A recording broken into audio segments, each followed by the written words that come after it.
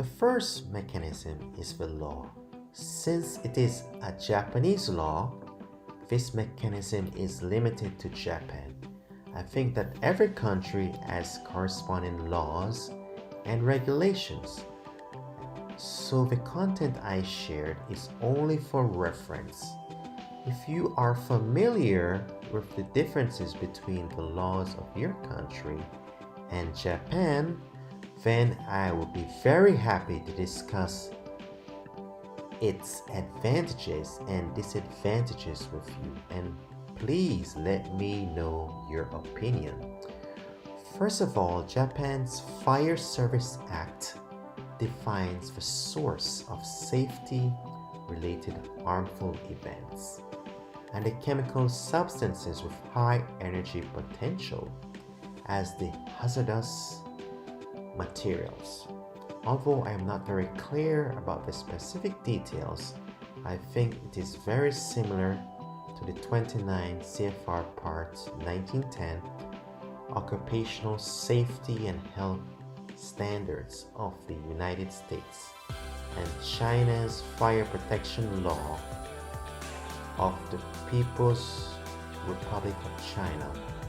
The monomers we deal with belong to the fourth category of hazardous materials and flammable substances, so we strictly control them in accordance with the law. And they are supervised and managed by professional engineers with national vocational qualifications certificates. Many low molecular weight organic compounds composed of carbon, hydrogen, oxygen, etc. are classified as Category 4 hazardous materials. So the regulation of these chemical commodities is mostly related to this law. Generally, all chemical companies need to appoint a manager with relevant qualifications as the hazardous materials manager. Now, I am the manager in charge of the hazardous materials in my company.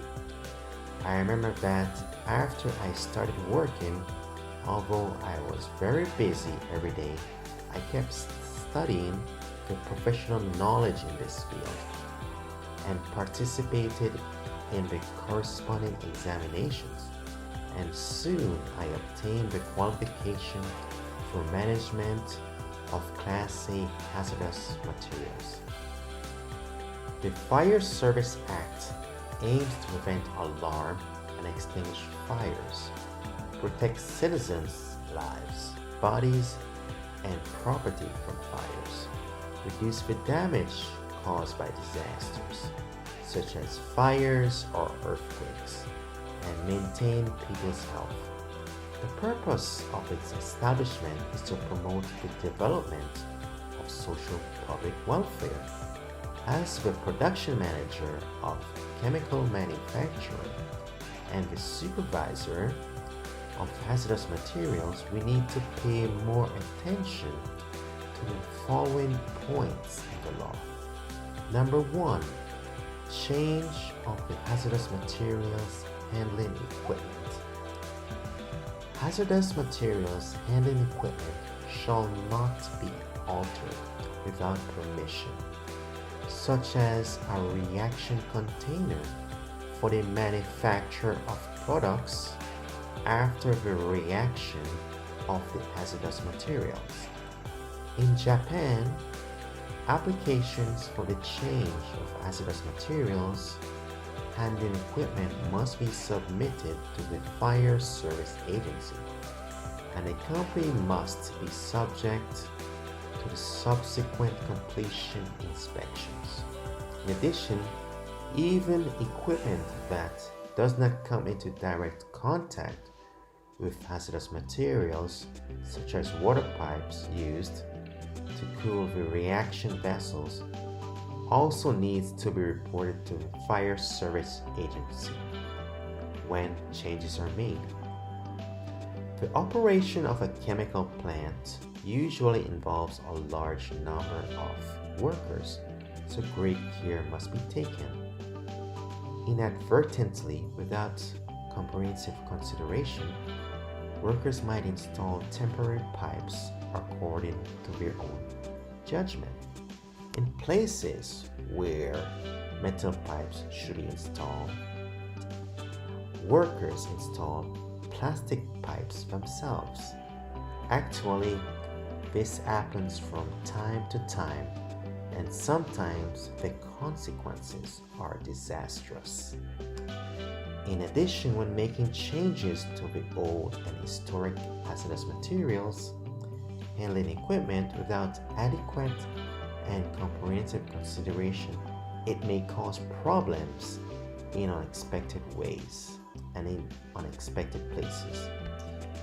In the process of reporting to the fire service agency, we must carefully identify the risk that may occur as a result of the changes, and we need to review them at various levels with multiple people carefully assessing the risk. But even so, even if we are very cautious, there will still be the things that are missed in reality. I have had a bitter failure experience when changing the layout of a nitrogen sealed water sealing safety device for monomer tanks. A difficult concept. I'll talk about it in the future. Number 2, comply with the designated quantity of hazardous materials. In the chemical production process, the types and quantities of hazardous materials that can be handled are limited to those approved by the fire service agency. In the case of handling new items or making necessary corresponding changes, you need to report to the fire service agency. For chemical raw materials, if they are used, they will decrease, and if they are purchased, they will increase. But usually, due to various reasons, the amount of raw materials used changes frequently, such as equipment failure causing production to stop. Thus, the purchase chemical raw materials will be put on hold. Once the raw materials is stored in excess of the specified amount, it is a violation of the law, and a manager needs to bear the corresponding chemical responsibility. Therefore, managers must carry out strict daily control of the quantity of chemicals. Moreover, unit operations such as static separation, cleaning, and absorption will produce waste water containing a certain concentration of hazardous substances. Even though water is its main component, there are laws that determine the presence of hazardous substances. Tests for ignition point. If it is dangerous, it must be reported to the fire service agency. If you are not careful enough, there will be cases of illegal possession of large amounts of flammable and explosive wastewater.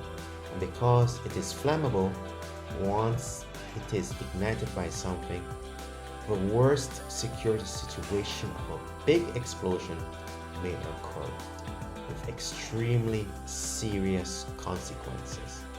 Number 3, about explosion-proof equipment and combustibles in hazardous materials handling facilities. It is not allowed to bring in flammable sources, non-explosion proof electronic equipment, or store combustible materials in the facilities for handling hazardous materials. No cameras, mobile phones, watches, or anything else can be carried.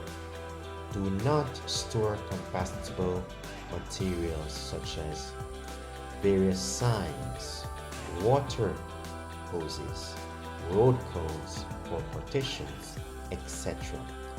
Although these requirements are very strict, but in the previous actual production operations, there was some room for tolerance for the parts that affected the business. The Fire Service Act is not the only guard for the first safety mechanism. Next time, I will introduce another representative law. Thank you for reading. Any questions and comments are welcome.